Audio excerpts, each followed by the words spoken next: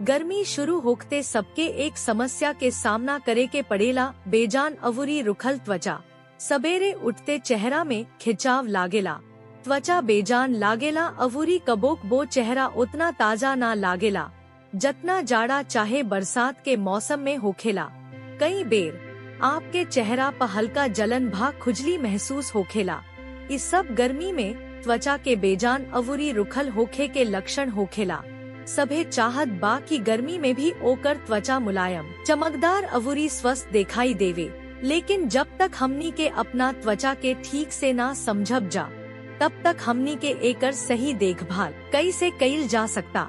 ऐसे मेदविकी रौरा खातिर ले आइल बा पर्सोनलाइज्ड स्किन केयर कैलकुलेटर। रवा बस एक कैलकुलेटर में अपना त्वचा से जुड़ल कुछ साधारण चीज दर्ज करी, जैसे कि आपके त्वचा ऑयली बा की ना, सूखल बा की संयोजन, आपके केतना बेर पिंपल्स होखेला, अवूरी धूप में केतना दिन तक रहेनी।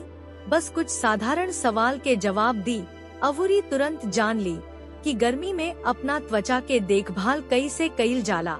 डिस्क्रिप्शन में दिहल लिंक पर क्लिक करके तुरंत यह कैलकुलेटर के आजमाई, काहे कि हर केहू के यह समस्या के सामना करे के पड़ेला।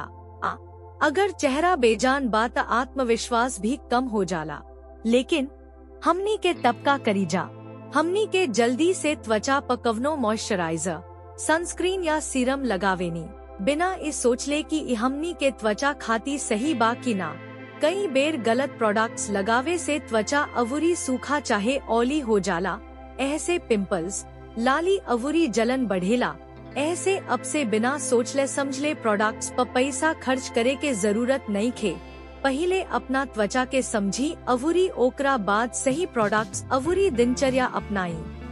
दोस्तों, अगर रवा सोचत बानी की वीडियो रवा खातिर फायदेमंद बात, अभी वीडियो के लाइक करी त अपना दोस्तन परिवार के भी शेयर करी। हमनी के चैनल के सब्सक्राइब करे के मत भूली।